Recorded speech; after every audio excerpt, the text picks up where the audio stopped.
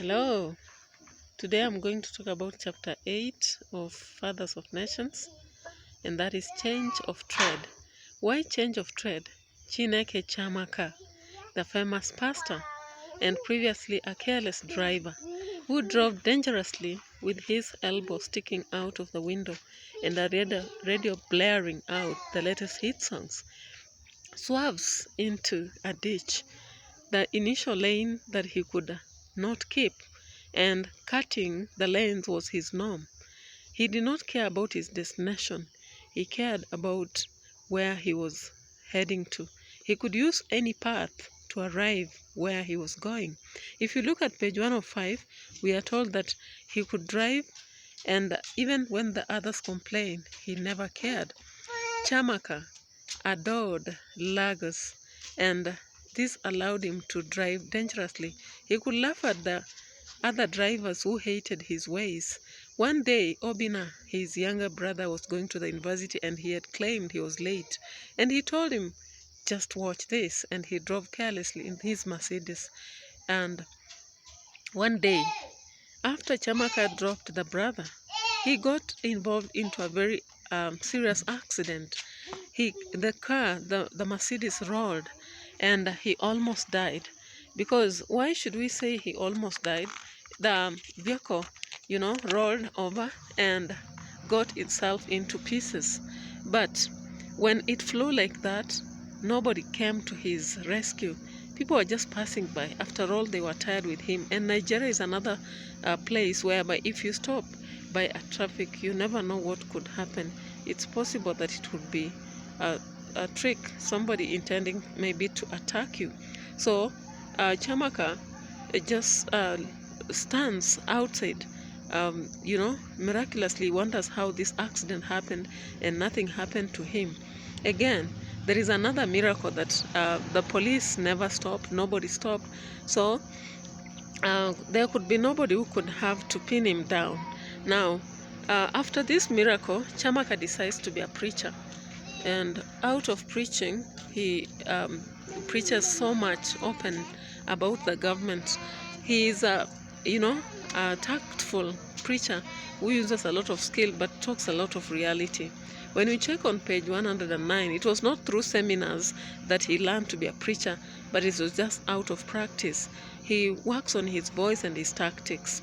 He acquires several skills such as nodding, to express agreement, to point out what he wants in church, shaking hands with other preachers, flourishing his speech so that he's rhythmic in his gestures, and showing courage when he's preaching in church. Now, he goes on, and while he's preaching, his listeners quite keep attention to him.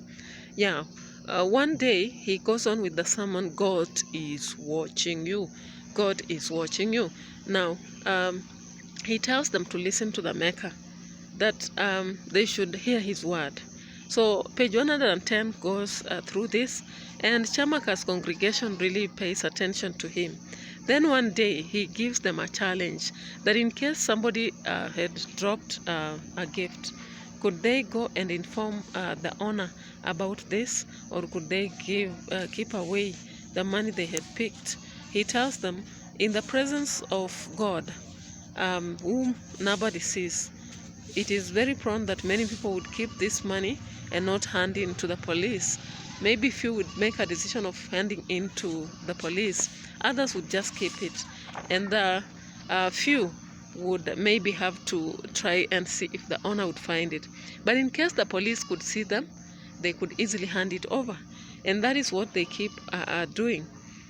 Now, those three options that he talks about, that is keeping the money and calling it good luck, or carrying it to the police, and then carrying it to the home, then later to the police, and then an option of handing over the money to the police immediately is shown on page 111. He continues with his preaching and says that the Australian Institute of Studies on human inclination showed that the majority would have to pick group 1. That is 20% would be in group 1, then 50% in group 2, and the rest may be in group 3. Now, after this, he also challenges the congregation that if the guard was on patrol, then majority would just have to give the police. Now he says that God watches every step we make, and since God watches every step we make, we should always make sure that we do the right. On the following Sunday, he goes on with another sermon, a hot sermon critiquing the president about not taking action that is required in his country. When you look at page 114, you will see him wondering why the police, the president that is, would advise the rest of his juniors to solve the problem instead of solving it. He criticizes that the government is wrong because there have been riots, and all it does when these riots over land are there on page 115 is just to say that they'll have to stop it. So his criticism puts him in jail because they come for him and they ban him from preaching. Now 2 years later, he hears of Agda and joins the mission. You know about Agda. We've talked about it for a long time. What thematic concerns do we get in this chapter? We meet religion. Religion, because every Friday evening we could see that Lagosians were on the routes. Their destination was the church to worship, page 106. We also see that there was a highway which was nicknamed God's Highway. That proves that there is religion here. Now we have Chiamaka Chineke, who attends a seminary, and he becomes a preacher, knowing how to nod, how to shake hands with other preachers and reprimand. So that is all about religion. We also see that Chiamaka opens a church and he begins holding sermons. Some of them, God is watching you. We have another sermon whereby he talks about not keeping what you pick on the route. Then we have our Heavenly Father who cannot be bribed. And then we have people clapping hands for the Holy Trinity. Now we have that aspect of religion that now ends up being closed when Chiamaka can no longer preach. We also have education. Education out of Obina. Obina is a student in the University of Lagos, and that is shown on page 106. We have idealism. Idealism expressed out of Aishi, which conducts a study and shows that people would fall in 20% where they could pick the gift and think about it, while the 50% would pick and, call it luck, 20%, while others would keep it and think of taking to the police. We have poor governance. Chiamaka criticizes the government for since the president cannot take action when there are havoc over land, and what happens to him? He is arrested and he's banned from preaching. The president has nothing with fires that are consuming the cities. He just says that the recent events, as shown on page 115. We also see that Chiamaka is criticizing the president in public for failing to act. We have suffering. Suffering because Chiamaka is thrown in a rat-infested cell, and he quite suffers for 2 weeks before he's free, on page 116. There is insecurity and individualism. Motorists never stop at accident scenes because they think somebody has laid a trap for them. There is change also, Chiamaka, from reckless driver to a preacher, and then finally in Agda. Characters and characterization. Chiamaka Chineke is unruly.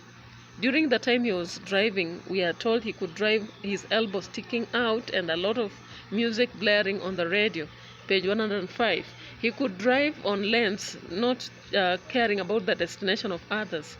He crisscrossed lanes and could end up where he just was going, and that ends up in a tragic accident. He is also caring and concerned because he always takes his brother to the university whenever he's going for studies. He's quite open and he's reckless because we cannot quite call it reckless but tactless. When he's talking in church, he does not really think about what he's talking about here. He knows that the president might end up putting him in jail, but he continues talking. He is quite critical because he critiques what the president does on page 114. He says that the president does not care about fires and all that the citizens are facing. He's quite witty because when he's preaching in church, he's tactful, and when he talks of God is watching you and informs them about being honest, it's quite witty. He's daring because when he talks about the president and he knows that his people are there, he's really daring. Obina. Obina is loving. He loves his brother so much, as shown on page 106, as it is intellectual. That is why he's in the university. We have language and stylistic devices. One of it is imagery, as shown in hyperbole. We are told that his Mercedes flew and spun on the road several times and landed on the road again, but nothing happened to Chiamaka, page 108. We are also told that market women were wearing perfumes and smelling of money when they are in church, page 110. I believe this is some sort of exaggeration, actually not as it was. Then we have vivid description where we are described on how Chiamaka would stick his hand from the vehicle and drive carelessly. We are also told that when you looked at the silver gray Mercedes, it needed a new coating of paint on page 106. We have personification. God's highway was throbbing with life, page 106. An open air market with the where wind whistled, page 109. His fist pounded the pulpit, page 115. We are also told that the whistle of wind at the open air market, page 109. We have litote, crawling mass of worshippers. Were they really crawling? No, they must have been walking. Then we have allusion, biblical allusion at that. Moses on wheels crossing the Red Sea, page 107. We have irony. It's ironical that even after Chiamaka, Mercedes flew off and spun various times, it landed and he never had any damage. We have Chiamaka's preaching. It's ironical that people would fear to show the truth in the presence of God, but they would do in the presence of the police. Chiamaka expects that the fire department should stop when they see him with an accident, but they don't. They just go away, and this saves him from a case. A story within a story. When Chiamaka is preaching, he uses a story within a story about God watching the people, about the three individuals. One who would keep money and say it's good luck, those who would have to report to the police, and those who could maybe give it right away. We have rhetoric questions like page 112. Where do you feel among those groups? Chiamaka asking the audience, and they don't answer. So why do you even consider sneaking off with it? Chiamaka asks the audience, the sermon, the people who are attending his sermon. And then we have sarcasm. Chiamaka says, what has the president done to stop the fires that have been consuming our cities? And he talks about how the president does not really respond. We have ideophones like aha, lo, Then onomatopoeia, he purred, rumbled, cheered. When you look through the various pages, you will see these aspects as shown in the text. Then when you go ahead in the text, you will again see aspects of direct address. Chiamaka is addressing the people in the sermon, and they do not respond to him, as shown on page 110 up to page 114. And there is also flashback. They are taking us to a flashback because currently Chiamaka is in a summit, but they take us back to how he got himself here. Yeah, I appreciate your attention. If you subscribe to this channel, then you are really enhancing educational content. You are really making us as teachers to have a role in the society. As students, if you subscribe here, you are free to ask questions about fathers of nations, because remember, this is the first year this text is being done. You have a question about chapter 8 or any other chapter, feel free to ask. I'll respond to that. Share this video to others who would wish to know about the book, and next time we'll be talking about chapter 9. Bye bye for now.